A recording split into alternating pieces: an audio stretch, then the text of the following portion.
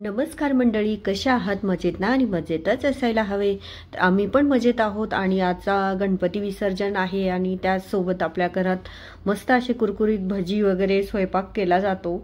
आता माझ्याकडे मी तुम्हाला 2-3 प्रकारची भजी कशी बनवायची हे तुम्हाला आज रेसिपीमध्ये दाखवणार आहे. इथे मी बटाट्याची चटणी बनवून घेतलेली आहे. ती अगदी साधी सिंपल आहे. तुम्ही प्रत्येकाच्या घरात बनते सेम तशीच बनवलेली आहे.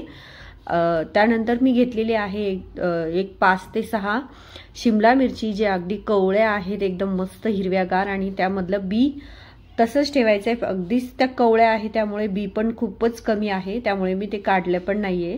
आणि मस्त त्यामध्ये 4 बाजूनी असे फोडून घ्यायचे, आपण वांग्याची भाजी करतो तसं. आणि त्यामध्ये मस्त अशी बटाट्याची चटणी आपली भरून घ्यायची.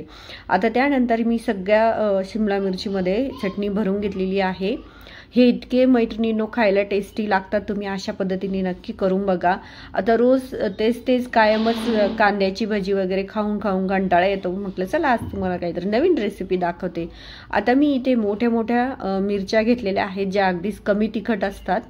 आणि जे आपण फक्त चवीला तोंडाला चव येण्यापुरती जी मिरची बनवतो त्या प्रकारची मिरची आहे. अगदीच कमी तिखट असते. तिला मी मधोमध सगळ्या बाजूनी फोडून घेतलेला आहे. बघू शकता एकदम छान असं कट केलेलं आहे. कुठेही त्याला मस्त असं त्यामध्ये बी पण नाहीये, इतके त्या कवळ्या पण आहेत. आणि छान असं सगळ्या बाजूनी मस्त असं त्याच्या पोटामध्ये पूर्ण भरून घ्यायचं आहे आपल्याला चटणी. तर बघू शकता एकदम सुंदर बनते. आता मी तुम्हाला 2-3 प्रकारच्या मिरच्यांची भजी दाखवलेली आहे, जी अगदी सिंपल आणि खायला तर एकदम इतकी मस्त लागते. तुम्ही नेहमी तेच कांद्याची भजी खाऊन कंटाळले असेल, नक्कीच तुम्ही अशा प्रकारची भजी पण ट्राय करू शकता. आता हॉटेलला पण अशा प्रकारची भजी मिळतात, ते पण इतकी छान आपल्याला आवडीने आपण खातो. त्याच प्रकारे आपण घरी पण छान अशा पद्धतीने बनवू शकतो. आता मी इथे ओवा घेतलेला आहे. मस्त असं थोडंसं हळदी टाकली आहे आणि बेसन पीठ आपल्याला त्यामध्ये मस्त खोलून घ्यायचं आहे. थोडं पाणी घालून मस्त असं बॅटर बनवलेलं आहे. आणि चवीपुरतं मीठ टाकायचं आहे. एकदम मस्त फ्लफी असं आपलं बॅटर झालेलं आहे.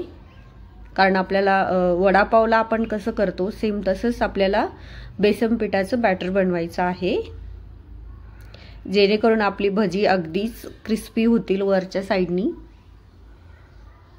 आता आपल्याकडे पाहुणे पण येतात कधीतरी, असंच त्यांना पण नवीन अशी काहीतरी रेसिपी, घरात पण जर आजारी असेल आणि काही तोंडाला चव नसेल ना, तर तुम्ही अशा प्रकारच्या मिरचीची भजी करून द्या. नक्की तुम्हाला आवडीने खातील आणि इतकी छान बनतात. आता मी इथे तेल तापून घेतलेलं आहे. मस्त कोथिंबीर वगैरे टाकून बॅटर बनवलेलं होतं. त्या बॅटरमध्ये आपल्याला मिरची चांगली बुडवून घ्यायची. अगदीच वडापावसारखीच लागते. तुम्ही नक्की ट्राय करून बघा. आणि आधी तेल एकदम छान असं गरम करून घ्यायचं आणि नंतर थोडंसं कमी करायचं गॅसची फ्लेम, कारण त्यामुळे वरून एकदम क्रिस्पीपणा येतो आणि तेल पण कमी ओढलं जातं.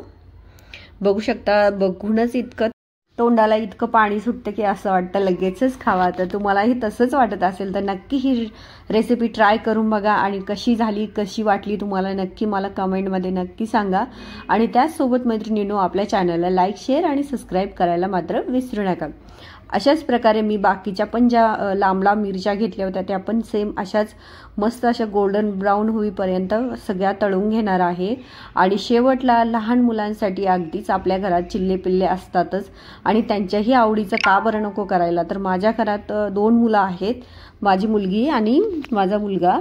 त्यांना दोघांनाही बटाट्याची भजी फार आवडतात, म्हणून मी त्यांच्यासाठी मस्त त्याच बॅटरमध्ये एक छान गोल गोल काप करून घेतलेली बटाट्याची पण भजी बनवणार आहे, जी अगदीच हॉटेलसारख्या एकदम स्वादी सिंपल आणि इतकी कुरकुरीत आणि खमंग लागतात खायला.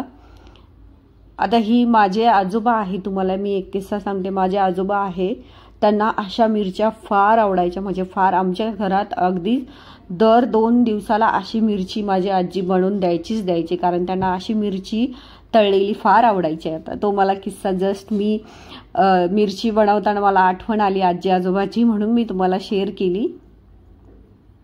आणि एवढे फार मस्त ती लागते ना, तुम्ही पण मैत्रिणींनी ट्राय करून बघा. आणि नक्कीच तुम्हाला ही रेसिपी आवडणार. आणि आवडल्यास प्लीज एक लाईक, शेअर आणि सबस्क्राईब करायला मात्र आता ह्या पण मिरच्या मी अगदीच मस्त गरम गरम तेलामध्ये फ्राय करायला टाकलेल्या आहेत। आता मी इथे एक उकडलेला बटाटा घेतलेला होता। आता तुम्ही साधा सिंपल घरातला जो बटाटा आहे तो पण घेऊ शकता, पण माझ्याकडे लागोलाग एक उकडलेलाच होता म्हणून मी तोच घेतला। आता याचे नरम भजी होतात। जर तुम्हाला क्रिस्पी भजी हवी असेल तर तुम्ही कच्च्या बटाट्याचीच काप घ्या। आणि माझी मुलं कसं थोडंसं कमी तिखट खातात, त्यामुळे मी त्यामध्ये थोडंसं नंतर कमी तिखट टाकलेलं, एकदमच थोडंसं लाल तिखट टाकलेलं, तुम्ही जास्त पण टाकू शकता। आणि हे छान असे गोल काप करून घेतले मी त्याचे। आता हा बटाटा जो आहे उकडलेला आहे त्यामुळे तो पटकनच कट झालेला। तुम्ही साधा सिंपल घरातला जो कच्चा बटाटा आहे तो पण घेऊ शकता आणि त्याचे क्रिस्पी होतील। आता याचे नरम भजे होतील कारण हा बटाटा शिजलेला आहे। पण म्हटलं चला आता सगळ्यांसाठीच केले, मग मुलांना का नको, म्हणून मी पण माझ्या मुलांसाठी हे अगदी साधे सिंपल बटाट्याची भजी बनवली होती।